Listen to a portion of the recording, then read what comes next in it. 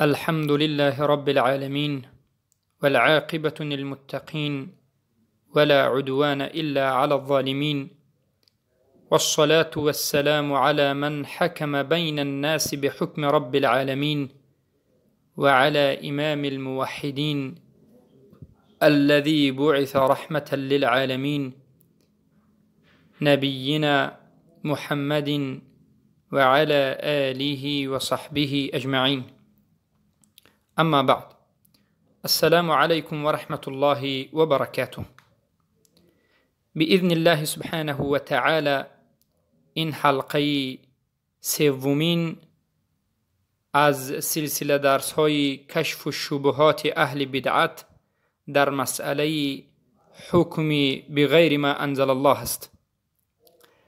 در این حلقه به شما بیان میکنیم که حکم نمودن به غیر حکم الله سبحانه و تعالی به دیگر حکمهای قومی، حکمهای سکولاریزمی یعنی علمانی، یا حکمهای لیبرالی، یا حکمهای دموکراتی، یا دیگر قانونگذاری ها و کانستیتوسیون سازی هایی که مخالف قرآن و سنت است و از قرآن و سنت و از شریعت گرفته نشده است، این عمل شکننده اسلام است. برای همین علمای زیاد اهل سنت و الجماعت کتاب‌های نوشتند به مانند شرک الحکم، شرک حکم، یعنی حکم نمودن به غیر حکم الله سبحانه و تعالی، حکم نمودن از غیر قرآن و سنت، حکم نمودن به غیر شریعت اسلام، این شرک است و شرک اکبر است. بارک الله فیکم. به شما حلقه های گذشته در حلقه اول و حلقه دوم بیان نمودیم که عقیده خوارج در مسئله حکم بغیر ما انزل الله چگونه عقیده است، عقیده مرجعی خبثا در حکم بغیر ما انزل الله چگونه عقیده است، و عقیده اهل سنت عموما به شما بیان گشت که چگونه عقیده است. و حالا باشد عقیده اهل سنت و الجماعت را با تفصیل در مسئله حکم بغیر ما انزل الله، یعنی تمام مسائل و جزئیات حکم به شما بیان میشد. حکم الله و رسولش، حکم الله، حکم قرآن و سنت، و حکم غیر الله سبحانه و تعالی، حکم های بشر و انسان ها ساخته البته بیان می شود. پس حکم نمودن به حکم غیر الله سبحانه و تعالی، اولا این به شرک، اول به شرک عبادت داخل می شود. اولین شکننده اسلام این شرک در عبادت الله سبحانه و تعالی است. پس اولین شرکی که در اسلام هست بگویم عبادت است. معروفترین در بین مردم هست که مردم عبادت میکنند به غیر الله سبحانه و تعالی را، که ما این را شرک اکبر میگوییم. یا که این چنین شرک در محبت است، این چنین شرک در اطاعت است، این چنین شرک بدانید که در حکم است. چرا که الله سبحانه و تعالی خبر داد و به من شما بیان نمود که حکم این از عبادت الله است. حکم کردن را الله دوست می دارد که به حکم خودش حکم کرده شود. حکم کردن را الله دوست می دارد و می خواهد که به حکم الله حکم کرده شود. پس وقتی که حکم کردن به حکم الله عبادت است، یک کسی بیاید به غیر حکم الله عبادت بکند، پس این شرک در عبادت را انجام داد.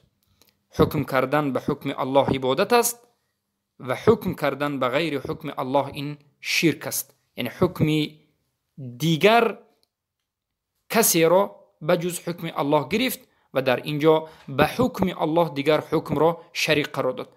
از همین جهت یکمین شکننده اسلام که شرک است، حکم به همون داخل می شود. اولین شکننده اسلام که بگویم شرک است و معروف است، این به اجماع علما است، حکم کردن به غیر حکم الله به شرک واقع می شود. پس این شکننده اسلام است. و این چنین نظر بکنید به چهارمین شکننده اسلام. شیخ الاسلام محمد بن عبد الوهاب رحمه الله میگند: من اعتقد ان غیر النبي صلى الله عليه وسلم اكمل من هديه او ان حكم غيره احسن من حكمه كفر باجماع العلماء. یعنی هر کسی که اعتقاد بکند که غیر هدی رسول اکرم صلی الله علیه و غیر منهج رسول الله، غیر حکم رسول الله بهتر و کاملتر و افضلتر در همون زمانش دیگر حکم منهج هدی هست، یا کسی اعتقاد بکند که حکم غیر رسول الله صلی الله علیه وسلم احسن و افضل و کاملتر از حکم رسول الله هست، به اجماع علما، به اجماع تمام مسلمین، به اجماع صحابه این کافر است و کفرش کفر اکبر است. پس حکم قرآن و سنت این شریعت است. شریعت این حکم رسول الله صلی الله علیه وسلم کرده از قرآن و سنت است. سبحان الله. هر کسی که به غیر بگویم سنت رسول اکرم صلی الله علیه وسلم، به غیر منهج، هدی، راه، برنامه، حکم، سیاست، به غیر سیاست و راه و منهج رسول اکرم صلی الله علیه وسلم اداره بکند، حکم بکند، حکم صادر بکند، نظام سازد، پس یا که حکم غیر رسول اکرم صلی الله علیه وسلم را افضل داند، اکمل داند، در این زمان مناسب زمان داند، این کافر است و سبحان الله از اسلام، از دایره اسلام بیرون شده است. ببینید شکننده چهارم اسلام هم به حکم داخل می شد. هر کسی که به حکم غیر الله و رسولش حکم بکند اسلامش می شکند. هم یکم شکننده اول اسلام که شرک است، دوم شکننده به چهارم اسلام که هر کسی که اعتقاد میکند که غیر هدی، منهج، راه، برنامه، حکم رسول اکرم صلی الله علیه و سلم اکمل است، یعنی غیر حکم رسول الله حکم های انسان مانده. امروز نظر بکنید کسانی که امروز به غیر حکم الله حکم میکنند میگویند که امروز همین افضل است، امروز همین مناسب است. حتی آشکارا میگویند که ما حکم سبحان الله عصرهای میانه، عصرهای قدیمه نمیخواهیم. حکم قرآن و سنت را حکم کهنه شده میگویند. حکم قرآن و سنت و حکم شریعت را حکم رادیکالی میگویند و حکم غیر قرآن و سنت را حکم غیر هدی رسول الله، حکم غیر رسول الله صلی الله علیه و سلم را میگن که این حکم معتدل، این حکم در این زمان زیبا، حکم مناسب این زمان. سبحان الله. اگر این شرک نباشد، اگر این شکننده اسلام نباشد، اگر این نقض شدن کلمه لا اله الا الله نباشد، پس این چی است؟ از همین جهت چهارمین شکننده اسلام هم به همین واقع میشد. هر کسی که به حکم غیر الله حکم میکند به چهارمین شکننده اسلام هم داخل میشد، به یکمینش و این چنین به چهارمینش و این چنین به شکننده دیگری انسان، به شکننده دیگری اسلام نظر میکنیم که پنجمین شکننده است. در اینجا شیخ محمد ابن عبدالوهاب رحمه الله ذکر میکنند که من ابغض شیئا مما جاء به الرسول صلی الله علیه وسلم، هر کسی که بد بیند، بغض و عداوت داشته باشد به یگان چیزی که رسول اکرم صلی الله علیه وسلم آورده اند، خواه سخن باشد، خواه حکم باشد، خواه عبادت باشد، چیزی نباشد. امروز میبینیم که هر کسی که به حکم غیر الله حکم میکند حتما به بعضی از چیزهای رسول اکرم صلی الله علیه و سلم آورده و به بسیاری از شریعت بغض و عداوت و بدبینی دارد. بمانندی حرام بودن پلاتسینت، بمانندی حرام بودن زنا، بمانندی حرام بودن قماربازی، بمانندی حرام بودن شراب، بمانندی سبحان الله حرام بودن لوچگردی زنان. میبینیم که اینا میگن که زنها باید آزاد و لوچ بگردد، یا که چیزی خواهد کسی بخواد بپوشد، کسی نخواهد نپوشد. هر کسی که میگوید که حجاب پوشیدن این فرض است، این مجبوری میگن این رادیکال است. امروز هر کسی که به حکم غیر الله حکم میکند میبینیم که بله جانب از جانب شریعت را بد میبیند. این ناممکن است که مطلقاً به غیر حکم الله حکم کنی و جانب از شریعت را بد نبینی. برای همین میبینیم که یگان حکومت دموکراتی امروزه نیست یا غیر حکومت دموکراتی دیگر حکومتی نیست مگرم اینکه جزء از شریعت را بد میبیند، توحید را، سطر را یا بعضی حرام کرده ها را بد میبیند. چرا این حرام است؟ اقرار نمیکند، همچون حرام بودن اقرار نمیکند. بعدش میاد که چرا یک نظامی هست که یک چیز را حرام میکند. از همین جهت اسلام را بد میبیند. سبحان الله.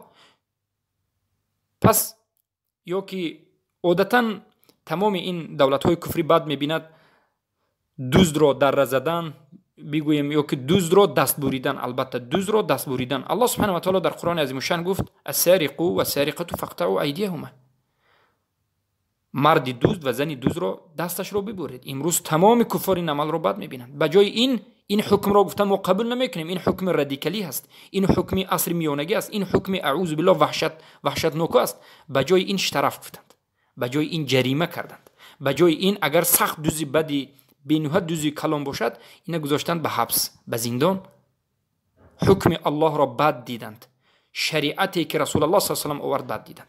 یا که دره زدند به زیناکار. الله سبحانه و تعالی گفت الزانیة و الزانی فجلدوا کل واحد منهما 80 جلده. مرد یک پسر بچه که حال زن نگرفته است، خانواده ندارد، اما در پیش از زن گرفتنش زنا کرد، در حالت بلاغتش زنا کرد. مردی بی زن، یک دختر بچه بی شوهر نکرده زنا کرد، هر دو این رو 100 درگی باید زده شود. بعد از این 1 سال دیگر از همین منطقه به دیگر منطقه پیش کرده و رانده شود. و ترغیب و عام خیلی که در حدیثی آمده است. مذهب جمهور علما و قول راجح همین است، هم 100 دره و هم از همون منطقه بیرون کرده و پیش کرده رانده شود. اما این کسانی که به حکم غیر الله حکم میکنند، این حکم را هم میگن که این حکمم حکمی وحشتناک است، این حکمم ما قبول نمیکنیم، چرا که این حکم سخت است و رادیکالیست و غیره. ما میگه حکم معتدل داریم. بو که ندارد. هر مرد و هر زنی که یکدیگرش رو انتخاب کرد و بریزاگی یکدیگر زنا کرد بگذارید، این رو ما زنا نمیگوییم گفتند. از همین جهت در تمام دولت هایی که حکمش به غیر حکم الله حکم کرده می شود و حکم غیر الله تطبیق است، می بینید که هر کسی می تواند زنا بکند. شرطش این است که به هم دیگر یعنی راضی باشد، یعنی رضا شده زنا کردن رو زنا نمی دانند. از همین جهت حکم الله را آیا بد می بینند؟ نمی بینند، بد می بینند. بله حکم رجم است. هر یک زنی که شوهر دارد و پنهانی از شوهرش زنا میکند و هر یک مردی که زن دارد و خانواده دارد و باز میرود زنا میکند، حکم اینها قتل است. قتل هم عادی نیست، سنگ زنان به سنگ زده کشته میشود. این رو میگن رجم است. امروز انسان ها این رو بد میبیند یا نمیبیند؟ والله منافقین و مرتدین و کفار و هر حکومتی که بغیر حکومت الله حکم میکند و هر یک حاکمی که بغیر حکم الله امروز حکم میکند، این رو بد میبیند و این رو هیچ کسی انکار کرده نمیتواند. میگوید که این وحشتناکترین است. حتی امروز ریش و چیزی یک وحشتی میگن و رد میکنند. امروز یک سطری زیبای خواهر مسلمان پاکدامن موحده رو انکار میکنند و قبول ندارند، میگن این مال بیگانه است. همین مال بیگانه گفتن، این بد دیدن، این یکی شکننده های اسلام است. پس ببینید حکم کردن به حکم غیر الله هم به یکمین شکننده اسلام داخل میشد، هم به چهارمین شکننده اسلام داخل میشد، هم به پنجمین شکننده اسلام داخل میشد. سبحان الله. و هم این چنین نظر بکنید به نهمین شکننده اسلام داخل میشد.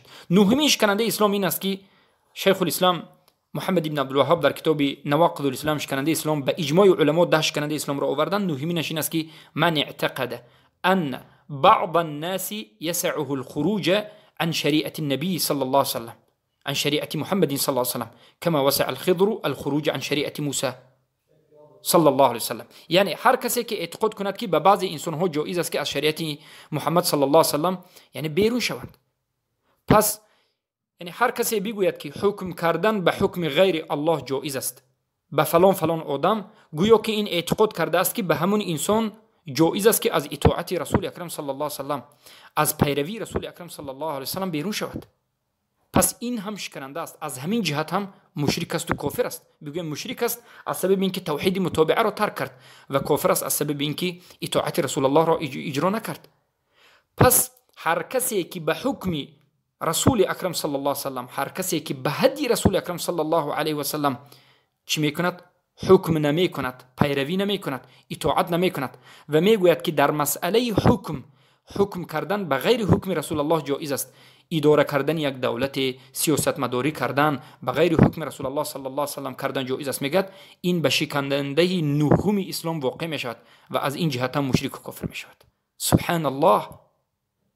پس نگرید به دهمین شکننده اسلام، برای اینکه حکم کردن به غیر حکم الله رسول به دیگر حکم های باطل داخل می شود به شکننده دهم اسلام که محمد ابن عبدالوهاب رحمه الله در دهمین شکننده اسلام میگن الاعراض عن دین الله تعالی لا يتعلمه ولا يعمل به. هر کسی که از دین الله سبحانه و تعالی اعراض بکند، روی بگرداند، یعنی دین الله را نآموزد، عمل نکند، حکمش را تطبیق هم نکند، تطبیق کردن را نخواهد و مطلقا یک حکومتش را بغیر حکم الله حکم بکند، از اول تا آخر نظام های یک کتاب دیگری داشته باشد، نظامش دیگر باشد، سیاستش دیگر باشد و دین را تعلیم نگیرد، عمل هم نکند، نخواهدم و به غیر دین عمل بکند و مردم را مجبور بکند و به حکم غیر الله حکم کند، پس این به دهمین شکننده اسلامی که به اجماع علما کفر میشد داخل شده است. پس ای کسانی که گمراه شده اید، ای کسانی که در حکم غیر الله واقع شده اید، ای کسانی که اراده حکم غیر الله دارید، ای کسانی که دستگیرنده حکم غیر الله دارید، ای دموکرات ها، ای دموکرات خواهان، شما بینگرید که به چندین شکننده های اسلام واقع شده اید. به یکمین شکننده اسلام که شرک است، به چهارمین شکننده اسلام که اعتقاد غیر هدی پیامبر صلی الله علیه و سلم است، به پنجمین شکننده اسلام که بد دیدن چیزی از حکم رسول اکرم صلی الله علیه و سلم است، یک چیزی از رسول اکرم صلی الله علیه و سلم آورده است. به این چنین نهمین شکننده اسلام که اعتقاد کردن این که برای من جایز است گفتن است و این چنین دهمین شکننده اسلام که سبحان الله یعنی اعراض کردن و امتناع کردن از عمل کردن بر دین. پس پنج شکننده اسلام هر یکش مستقل است. اگر از همین پنج تایش یک تایش هم میبود ما او رو کفر میگفتیم، لیکن حکم کردن به حکم غیر الله به نهایت مسئله بزرگ است. حکم کردن به حکم غیر الله به پنج شکننده اسلام واقع می شود، از پنج طرف کافر می شود، از پنج طرف مشرک می شود، از پنج طرف از دایره اسلام می برد. یکیش رو گیری به دویمش، دویمش رو گیری به سومش. پنج شکننده اسلام، پنج نابود کننده اسلام، پنج واقع کننده بشکننده اسلام که انسان را هر یکیش علاهیده میبرد. پس بینگرید که این مسئله شوخی نیست، این مسئله در حقیقت مسئله به نهایت بزرگ است و خطرناک است. از همین جهت ما همیشه میگوییم که حکم کردن به غیر حکم الله این شرک است، این شرک در حکم است. این را علما میگن که یعنی نامش را شکننده حکم میگند و شرک کردن در حکم الله میگند. این شرک و این شکننده اسلام متعلق به چه است؟ به ترک کردن حکم الله. یعنی وقتی که حکم الله را کسی ترک میکند، به حکم الله حکم نمیکند، یک بار مشرک میشود. هر کسی که از حکم الله روی میگرداند اعراض میکند و پی در پی به حکم غیر الله مطلقاً کاملا حکم میکند، پی در پی امتناع معناش این که حکم الله را ترک میکند و به غیر حکم الله پی در پی حکم میکند، این به دهمین شکننده اسلام واقع میشود و این به اجماع علما کافر است. و این شرک حکم متعلق یعنی حکم کردن به غیر حکم الله است. یعنی هر کسی که به غیر حکم الله حکم میکند، امتناع میکند، یعنی از حکم کردن به حکم الله سبحانه و تعالی دست میکشد، مطلقاً حکم الله را ترک میکند، به جایش به حکم غیر الله حکم میکند، مطلقاً حکم شریعت را ترک میکند و به غیر حکم الله حکم میکند، به جای حکم الله حکم دیگری را میآورد و حکم الله را تبدیل میدهد، دولتداری را به یک کتاب دیگر که غیر قرآن و سنت است حکم میکند. بدانید که انمین حکم نمودن به غیر ما انزل الله است، انمین حکم کردن به غیر حکم الله است و این شکننده اسلام است. از پنج جهت اسلامش میشکند و البته این چنین انسان کافر است و اگر خودش را پیش از این مسلمان گفت مرتد است، هم مشرک است و کافر است. و این چنین از جهتی عمومی نگریم یعنی شکننده اش در بر میگیرد شکننده ناقض الهدی. علما میگن ناقض الهد یعنی پیروی از پیامبر صلی الله علیه و سلم نکرد، توحید متابعت را، توحید یعنی پیروی از رسول اکرم صلی الله علیه و سلم را ترک میکند، از همین جهت هم کافر میشود. و این چنین شکننده دومش این است که حکم به غیر حکم الله میکند، این دومی شکنند. و سومی شکننده است این است که باز خودش یک قانون برآورده است. قانون برآوردن این یک شکننده است، حکم کردن این دومی شکننده است. مخالفت رسول اکرم صلی الله علیه و سلم در حکم کردن این سومین شکننده اسلام است. ببینید که چقدر شکننده ها وجود دارد. پس ببینید اولا سخن بکنیم به حکم الله سبحانه و تعالی، اون شکننده ای که متعلق به حکم الله سبحانه و تعالی است. یعنی هر کسی که از شریعت الله سبحانه و تعالی و رسولش، از شریعت الله سبحانه و تعالی اعراض بکند، روی گرداند و از حکم کردن به حکم الله یا مراجعت کردن به حکم الله سبحانه و تعالی روی گرداند، دین الله را نخواهد، حکم شریعت الله را، امر الله را نخواهد، شریعت الله را نخواهد و به حکم شریعت حکم نکند و به سوی حکم شریعت مراجعت نکند. پس این چی است؟ این شکننده اسلام است و این البته به شرک واقع شده است و مشرک و مرتد و کافر شده است. و دومش متعلق به هدی رسول اکرم صلی الله علیه و سلم است. هدی رسول اکرم صلی الله علیه و سلم این چی گفتنی سخن است؟ این چی معنی دارد؟ هدیش یعنی راه و رویش رسول الله، سنت های رسول الله، امرهای رسول الله، احکام رسول الله صلی الله علیه و سلم، این رو هدی گفته میشد. منهج و راه و رویش و حکم و امرهای رسول الله صلی الله علیه و سلم.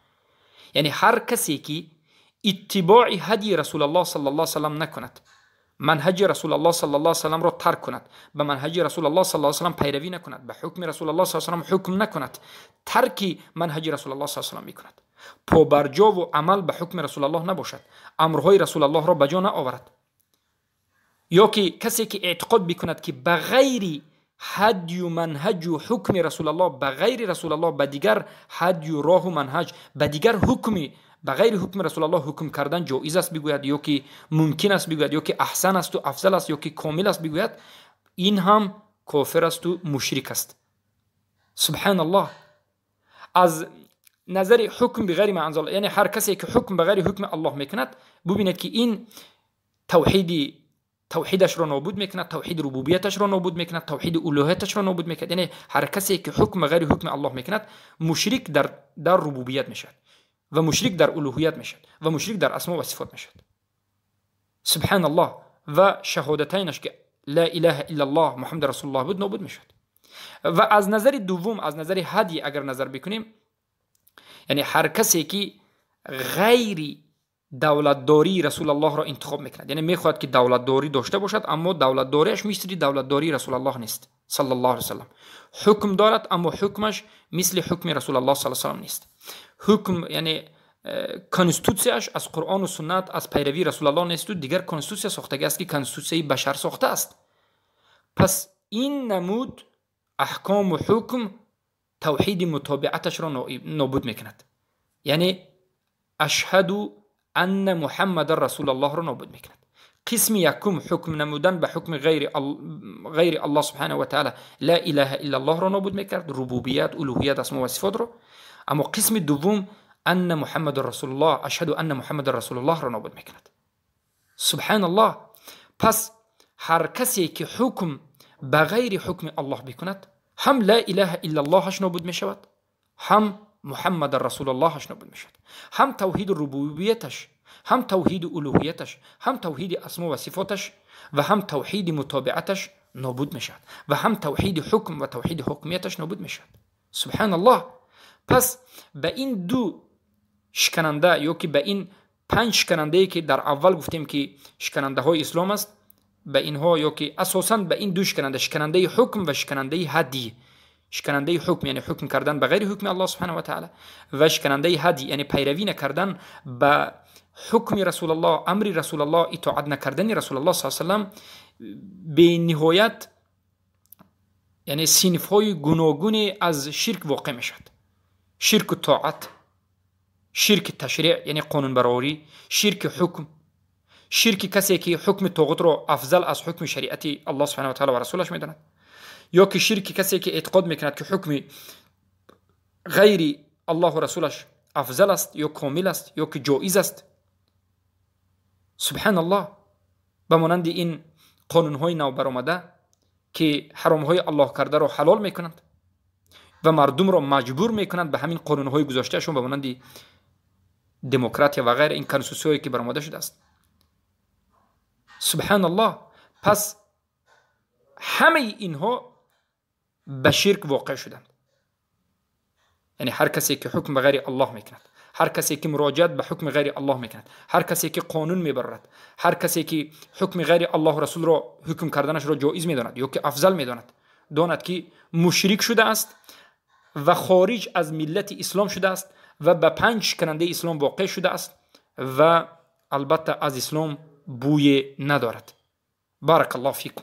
از همین جهت برادران و خواهران عزیزم، در این مسئله به نهایت اهمیت بدهید و به نهایت در این مسئله نازکیش را بیاموزید و این درس ها را منتشر سازید و ان شاء الله سبحانه و تعالی دعا بکنید که الله سبحانه و تعالی به ما حق را نشان بدهد و ثابت قدم در حد و در حق نگه بدارد.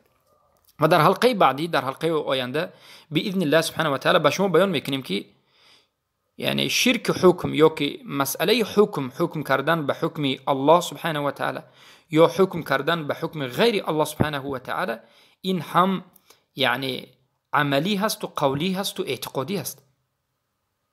یعنی مسئله حکم داخل می شود به قول و اعتقاد و عمل که در حلقه آینده به شما بیان میکنیم.